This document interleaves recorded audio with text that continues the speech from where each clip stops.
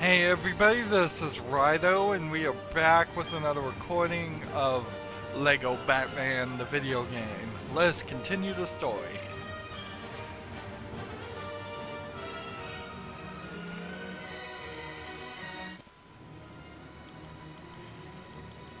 Professor Jonathan Crane, aka the Scarecrow, is a twisted scientist whose fear toxin stimulates the phobias of his victims. He uses his biplane to rain terror on the citizens of Gotham City from the skies, causing havoc with his scare gas bombs. Okay, so in the comic book series, I have never seen him use a biplane at all. This feels very much like they wanted a vehicle mission. They were contractually obliged to make a vehicle mission, and so they've done that. And the Scarecrow deserves a lot more than a stupid vehicle mission. A lot more.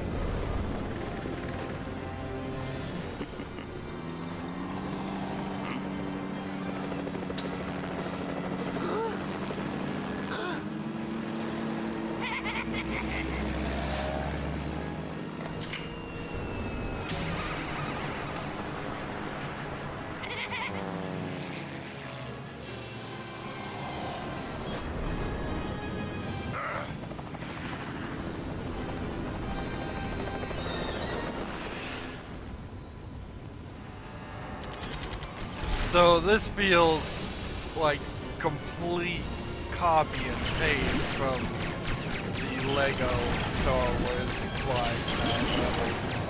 It makes sense in Lego Star Wars that you're flying around, shooting things.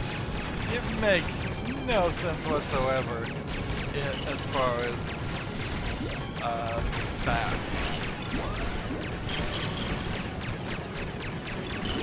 So we were even getting bat missiles here. Just like Lego Star Wars. Oh, this is total copy. I'm not gonna say it's bad quite yet, but I'm about to say that. It's a floating around mission. It's a vehicle mission. We've seen this before, and we've hated it every time. This isn't Lego. Just because, I mean, I guess I can understand that when some kids play with Lego, they do make airplanes, obviously. And those airplanes would fly around. And I kind of even agree with the thinking there. That there should be in the Lego game a fly around mission that, see, this is horrible because you have to fly over to get another missile, and it's not even showing you the missile. So there was a balloon floating up there. What is the balloon doing? Dropping things. Like Joker balloon. For no reason.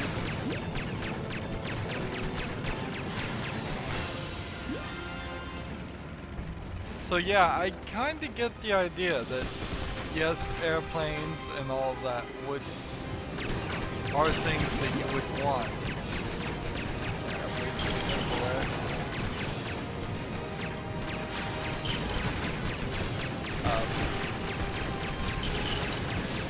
To play as a Lego thing. But from that same argument, there were also Lego playsets that are boats, and there are also Lego playsets that are completely different from the Batman theme. And we don't need airplanes, we don't need boats, we don't need cars. All those are their own, like, separate things. Here, we'll hit this so we can get some more missiles a little bit closer.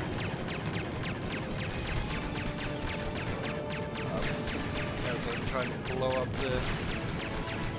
I think there's something there. Really?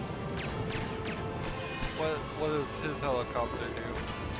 Helicopters can tow hover mines, which destroys shiny silver things, really.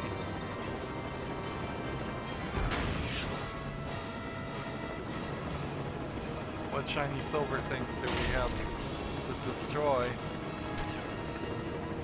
right now, though? Almost looks like you can fly back here and get behind things, but that wouldn't make any sense.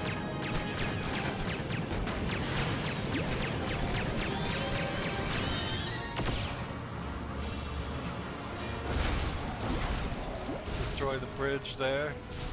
So now I can tow that mine even further, because I bet there is a shiny silver thing somewhere around here I need to hit. Or at least for some collectible.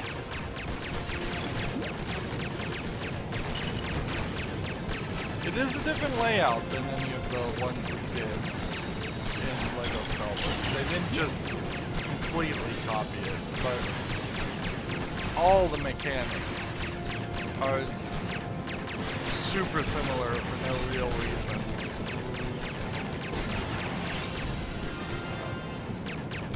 Okay, so here's a shiny silver thing, and there is a shiny silver thing. Seems like we get the balloons after we've cleared out the area. I'll take that as a exchange instead of having it filled with constant filling bad guys, which is never a fun thing. I don't know why any game would do that. It should just be completely removed as an option from any game. Hover mines, interesting concept. They hover, one would assume.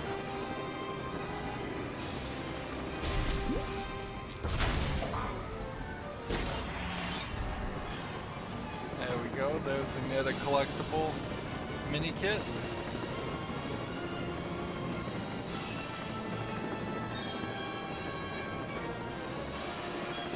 Flying the helicopter flies no differently than the bat plane, but in actuality I would say the helicopter, the way you fly it with the controls is probably more accurate.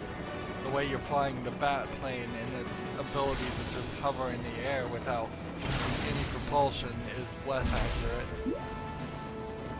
If we look here, you're just sitting here and you're slightly moving forward way too slowly that you'd actually be able to maintain lift and stay in the same position.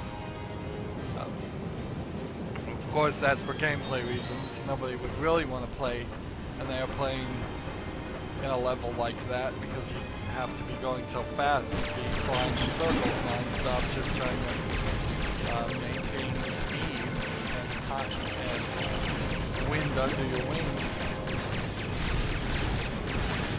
So Lego's not scientifically the most educational video game in the world, I suppose. It's scientifically inaccurate, but educational video games almost never work. The only time educational video games work are when you're allowed to play them in school versus actually doing schoolwork. And at that point, you're so desperate to do anything besides actual school stuff that you'll take a terrible game. It's a big generalization, I'll admit to say that, but it's mostly true. I certainly enjoyed some of the educational games when I was a kid, like I enjoyed Where in the World Was Carmen San Diego, but it's not a game I would play a lot of. I actually, honestly, I've played it to its completion through much cheating. I actually captured Carmen San Diego, and the ending is slightly disappointing because it just makes you make a new profile and start over again from the beginning. It's also very difficult to play Where in the World is Carmen San Diego in modern times because what was important about those countries has probably changed since then. Like, over the decades, what the countries are like have probably changed. Also, a significant amount of the countries that are mentioned might not even exist. Just straight up, those countries may have changed their names or come under new governments.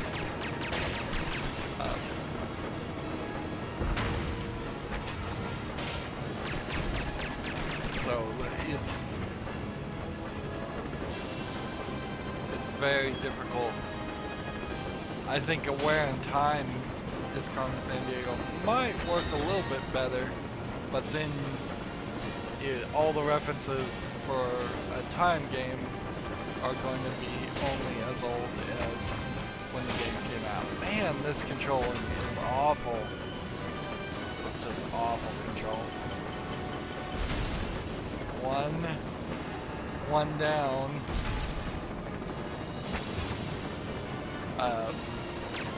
I'm covering another game that's actually a video game and a game show all in one called You Don't Know Jack, which is for a more mature audience, but it is a trivia game from the early 90s, so all the trivia is about things that were on TV back then, or about things that happened back then, all of which, or a significant portion of which, are unimportant and not worth remembering by today's standards. So often the questions, I have no clue what the answer is. Some of the questions I have no clue what they're even talking about. And that's not me just being oblivious, it's also the fact that I just don't have the reference anymore. Some of the things are talking about things that I once knew about but have long since forgotten. So I remember at one point I knew these things, but now I do not. So that was an incredibly long amount of time for this one little level, with barely anything in it.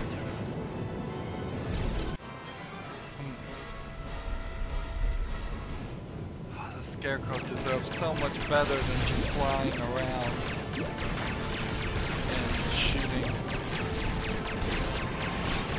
But what can I say? Should I really say that they shouldn't have done these fly around missions? Then instead of 15 levels, we would have only gotten 12 levels.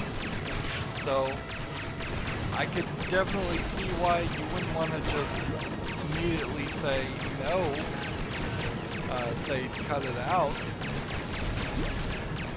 because then the game is just way shorter than it already is. But on the other hand, you end up with a game that has elements that probably should be left out. You're shooting all these gargoyles, and I would think that would be doing something for me. Counting towards some kind of collectible or something.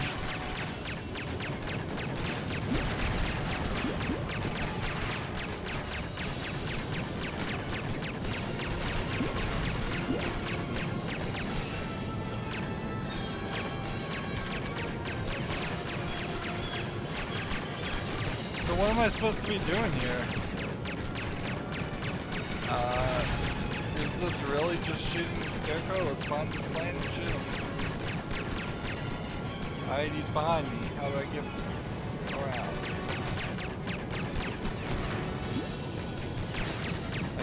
I have no missile things. If I shoot a missile, will I hit anything? No, it's not targeting anything.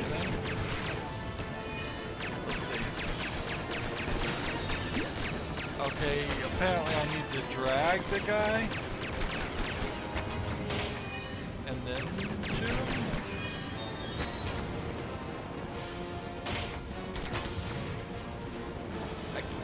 can barely drag him, and then it breaks, and then when I guess I need to catch him and slow him down, and then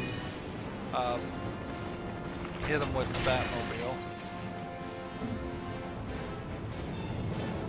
Interesting. I could see some kids having trouble with this, trying to figure out what you were supposed to do. We're not getting any hints or anything saying teamwork is the solution here.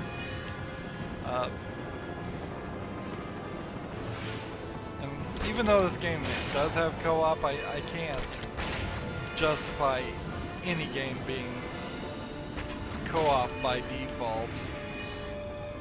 It's just not realistic. There's too many single kids out there. Kids with no brothers or sisters who play video games, or people that just don't have friends that play video games.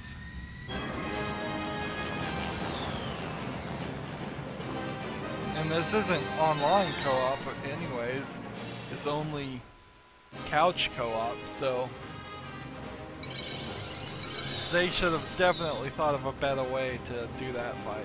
Whether it was just running around in circles and shooting at them like we did Harley Quinn, or what, I have no idea, but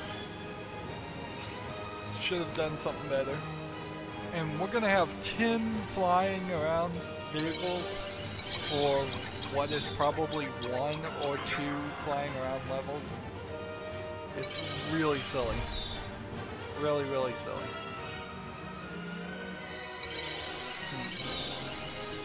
Got some more studs. We're almost up to 750,000 studs, which is good because it may cost us $1 million to get the score times 2, which I know where to get that, and I probably should already get it right now, but I'm gonna wait till we finish the story things.